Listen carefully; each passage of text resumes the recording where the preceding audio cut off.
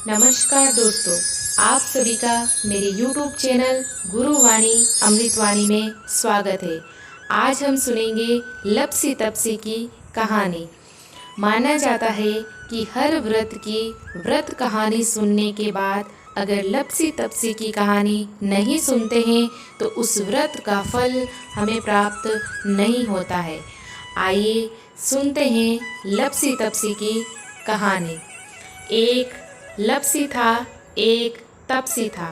तपसी हमेशा भगवान की तपस्या में लीन रहता था।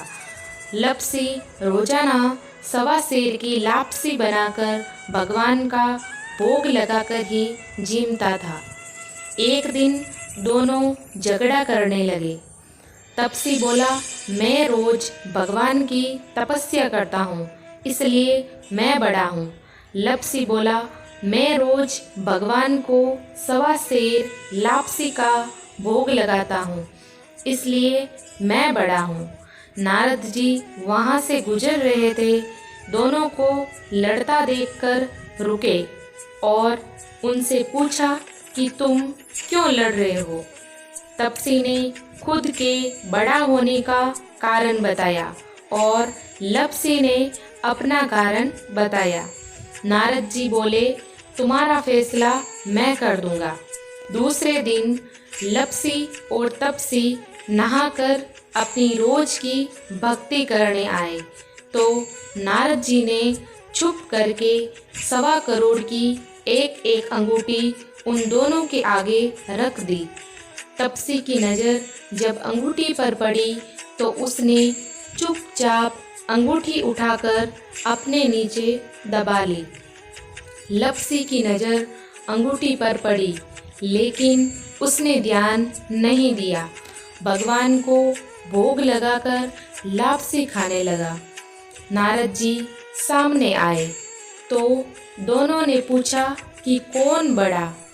तो नारद जी ने तपसी से खड़ा होने को कहा। वो खड़ा हुआ तो उसके नीचे दबी अंगूठी दिखाई पड़ी। नारद जी ने तपसी से कहा, तपस्या करने के बाद भी तुम्हारी चोरी करने की आदत नहीं गई, इसलिए लप्सी बड़ा है। तुम्हें तुम्हारी तपस्या का कोई फल भी नहीं मिलेगा। तपसी शर्मिंदा होकर माफ़ी मांगने लगा। उसने नारद जी से पूछा, मुझे मेरी तपस्या का फल कैसे मिलेगा। नारद जी ने कहा, यदि कोई गाय और कुत्ते की रोटी नहीं बनाएगा तो फल तुझे मिलेगा। यदि कोई ब्राह्मण को जिमाकर दक्षिणा नहीं देगा तो फल तुझे मिलेगा। यदि कोई साड़ी के साथ ब्लाउज नहीं देगा तो फल तुझे मिलेगा। यदि कोई दिए से दिया जलाएगा तो फल तुझे मिलेगा। यदि कोई सारी कहानी सुने लेकिन तुम्हारी कहानी नहीं सुने तो फल तुझे मिलेगा। उसी दिन से हर व्रत कथा कहानी के साथ लप्सी तपसी की कहानी भी सुनी और कही जाती है। उम्मीद करते हैं आज की हमारी ये कहानी आपको पसंद आई होगी। अगर पसंद आई है तो इसे लाइक करें, अपने दोस्तों के साथ शेयर करें और हमारे चैनल को सब्सक्राइब जरूर करें। धन्यवाद।